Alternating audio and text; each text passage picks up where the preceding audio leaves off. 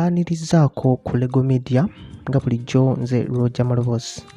Kakati waliwo emboozi ebadde etambula nga y'abasumba nga omu ye Pastor Irene Manjeri ate omulala ye bbaawe, era nga bano kigambibwa nti nno baayawukanye like as in divorce officially. Kakati olunaku olw'eggulu waliwo ka audio obwedda akatambula nga ka Pastor Irene Manjeri nga akunyumiza engeri bbaawe gye yamwabulira era n'aba ng'afuna omukyalo omulala.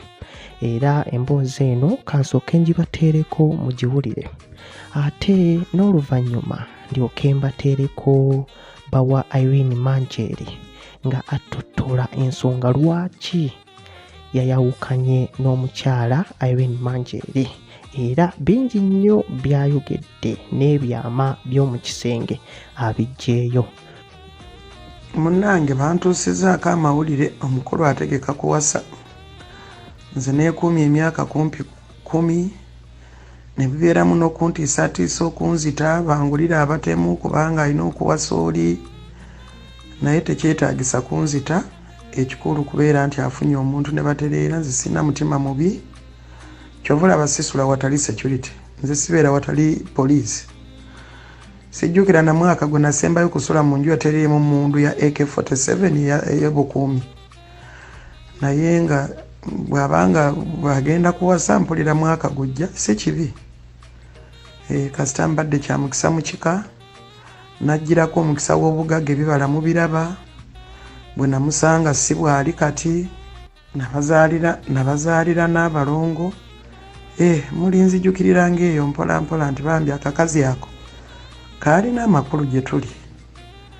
Kati n'omulala kagezeeko tulabe gye binaggweera. Kasita naye mukazi, nze kanyweze Yesu kanyongere okutambula mu butuukirivu. Annyonoonedde emyaka, osanga nandibadde nzaddeyo ku kaana ak'obukulu. Kati ku myaka gino 51 n'ensonyi zinkwata. Omusajja ne bw'aveera nti ayagala kumpasa ndaba mba mumalira biseera. Nkyazaala ndowooza kuba nkyagenda mu nsonga naye emyaka nga bannyonenedde mingi, almost 10 years. Tuli balokole, ninda ntya Katonda, ntambulira mu butuukirivu. It is really a shame. Naye ebyondooza bibaawo. Balinzijukiranga mu bitabo by'ebyafaayo nti omukazi yali yalokoka neyeeweerayo ddala nga tali ku bya bwenzi, kubanga nze saagala ddala bwenzi. Ate ndowooza oba that's why I'm taken advantage of. Kuba abalala bw'obikola naye abikola, naye nga nze sibikola ate nga ntya nnyo siriimu. Nsabidde bangi Katonda n'abawonya siriimu naye nze tannumangako era talinkwata kubanga senda. Byebyo munnange, anko katumwagaliza emirembe. Kasita bibala eby'omukisa mubiraba. Bwe namusanga si bwali, mbadde kya mugaso. Naye ensi bwetyo bwegenda. Abalaka bawoomerwe bye twatuuyanira n'enzigi ze twaggula. Bagiri watugatta watuli consigning ngiri sijja kibala naye tekyajjawo mpapula. Empapula tezavaawo era nkyazina ng'omali ogalo labe nkyayagala kulaba ki kigenda mu maaso. So emyaka 14 mbadde nzekka okusinziira ku mpapula zange zino zinga nsobola okusalawo n'empasa essaawa yonna singa mbadde njagala. Naye nali sisobola nakikola yadde kigezaako. Namba emu nali protectinga omukyalo era n'abakkiriza be kyemmanyi bakimanyi tebandabangako mu myaka nga 10 ba 13 nga ngenda mu kanisa naye nga bandaba mu kibuga. Sibeera mu Amerika ng'abantu bwe balowooza nti ebiseera ebisinga mbeera mu Amerika era nakatoli ogenda era kati nzirayo mu Amerika mbeerayo emyezi 2, Uganda malayo emyezi nga 3 n'ekitundu, n'enkomawo mu Amerika nimalayo emyezi 2. Nina projects wano, nina mission projects wano, nina bingi byenkola wano, nina n'amaka wano. Abaana bange bali abakulu bakola ki bwe babeera bali betwasinkana naye kuba bano olwedda abakulu bano bonna bali scattered. So kakati ekyo bwakyogera bwatyo nsigala neewuunya bwewuunya. Sabo sina pulaani yakuwasa naye bwe kiriba kiseera ekituuse. Kakati abantu batutunuulira bagambi mutandise olutalo ku mitimbagano, mugenda kulwana ne Manjeri kubanga abalwana tubalabanye namwe mugenda kulwana oba kiki kyo pulaninga kubanga amasasi bali asindika nawe ogenda okusindika.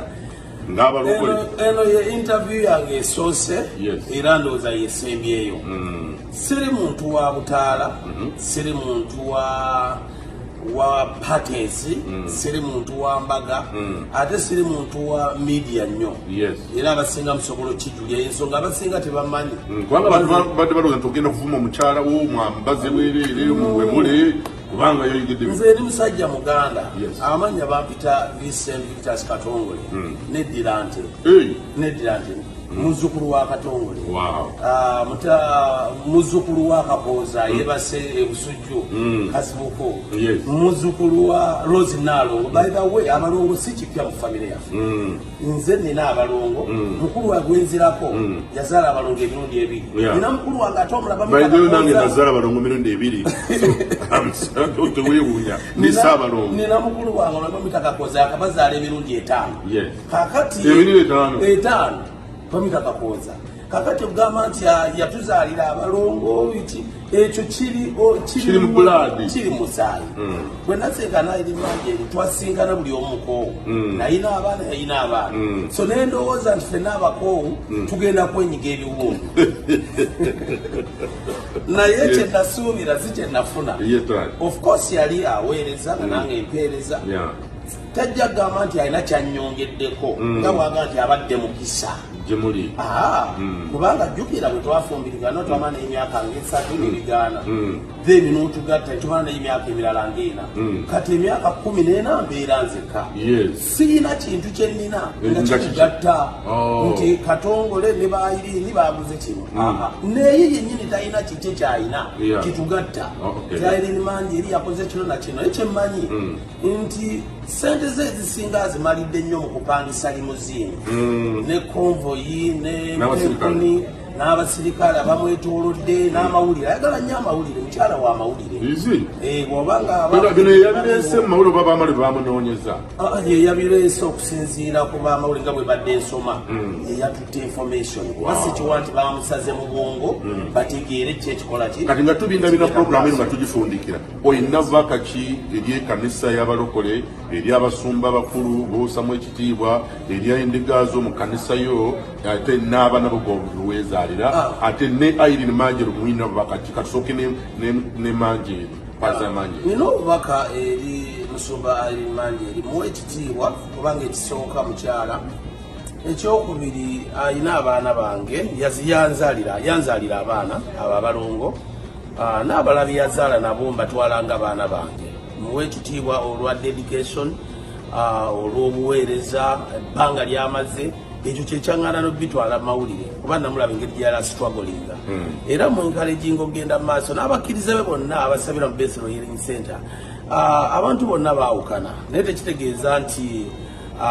Obeerawo oyina emiti. oba bafuuka balabe oba setaani ne maama w'abaana bange bali abasooka mbayamba obunzi bamanyi okunjulira ne mbayamba ne mbaweereza sente baba balina obwetaavu lwaki kubanga waliwo connection eyo nze okwawukana n'Irene tekitegeeza nti Irene sitaani mubi ng'omukazi yenna ayinza okuba yabadde alina kyayisaawo Mwina ekibagatta mwina abaana. tetugatta abaana naye yennyini alina kyayisaawo Yeah. bw'aba nga alina omuntu gwe yafunye nawulidde nti abaddeko Dubai eyo mu kutambula gembadde ndaba ku social media bw'abadde Dubai mu kutambula mu kusabako n'abaami abamu ayinza okuba Mukama yamukoledde ekyamagero kati ng'alina kyayisaawo Totandika kuba jealous brother. No. With all my heart, brother, you know me. Omutadde bamuwasa embaga. With all my heart. Awulira nga alibedde okuwasa Irene Manjeru waddebe naye nze ng'omusajja nze kyenayitamu sisobola kiddamu. Kyenayitamu sisobola kiddamu. Era y'ensonga mmaze emyaka ebyo byonna nga siri. Olina bakaki ery'eggwanga era ekkanisa. Eri ekkanisa yonna njagala okubazaamu amaanyi abasumba abaweereza amanya n'eddoboozi bampita Dr. Vincent Victor Katongole ndi muweereza